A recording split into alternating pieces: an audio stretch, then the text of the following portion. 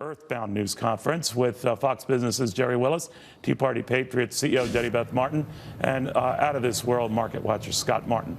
All right, so Scott, and with you, I want to begin with you, not so much on the new findings from NASA, but whether what Sean Spicer was outlining will change this criticism the administration's been getting that it doesn't have a plan in place on the budget, or for that matter, a clear agenda on what it's going to accept or reject on tax cuts.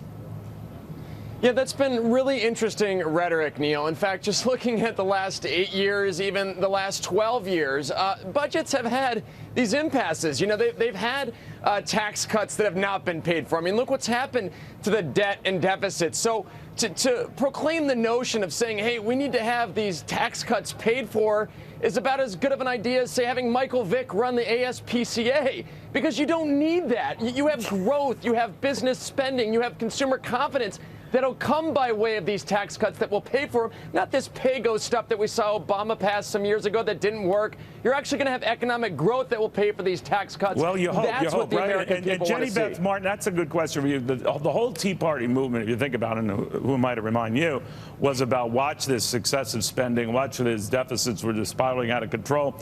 And the argument for tax cuts is that they could do the same thing. The near term, if they're not paid for, now I'm not always necessarily in that camp that you equate them to spending, but that near term, when you do without that tax revenue that comes from drastically lower tax rates, you have to wait a few years for the bang for the buck to come in. Are you, as a budget hawk and someone who really likes to avoid red ink, okay with that? Well, we have always, I agree with Scott in what he just said, that if you cut taxes, the economy is going to grow, so the money will come back in. And you're right, there will be a bit of a waiting period with it.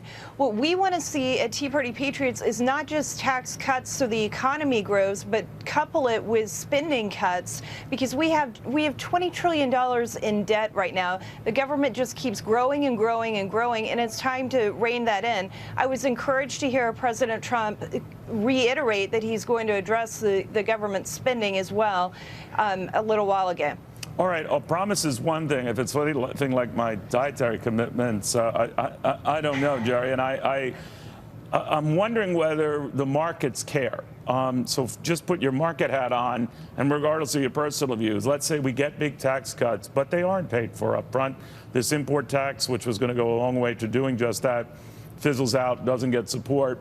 They can't come up with the money they would need near term to offset whatever revenue they could lose from a tax cut up front. How are the markets going to respond? Well, you know, I think initially it might be a big thumbs up from the markets, right? But eventually you have to deal with the debt. And hey, look, what's wrong with a little fiscal discipline, right?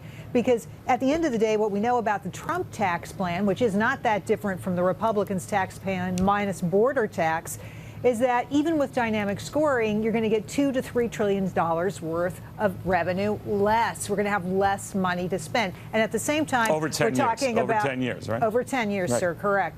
We're going to spend $1 trillion on infrastructure. We're going to give back the Obamacare tax increases. We're going to hire 5,000 to 10,000 new ICE agents. You know, spending, spending, spending as far as the eye can see, and no fiscal discipline. To me, this just doesn't make a lot of sense. Scott, the worry seems to be as well that if the deficits get worse, the debt gets worse, you're going to need a lot more than 3 or 4% growth to get rid of that.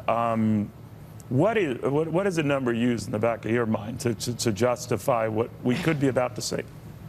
You know, Neil, it's probably 5 or 6%, and I know that sounds crazy. Steve Moore would probably agree with me that that's possible, which we saw. I mean, we've seen those numbers before in this economy when it's unlocked, and I kind of disagree with Jerry. You know, Trump has come out as somewhat of a spending hawk. You know, he's attacked the cost of things in government contracts that have come out. And don't forget, some of the numbers we've seen out of Treasury in the last couple of years, record tax revenues, my friends. So maybe these tax cuts aren't exactly paid for via other rollbacks and things like that, but there is money in the Treasury coffers that we can spend, that we can afford to maybe take down in respect of getting economic growth going. Scott, look, already the expectations for the budget deficit, it grows by $9.4 trillion over 10 years. It's already going to be increasing, and we're going to add these other burdens to it. Look, all power to the Trump administration and making priority number one growing the economy, but you got to have a little discipline somewhere. And you're looking at the number right there. How much debt and how much federal debt do we have?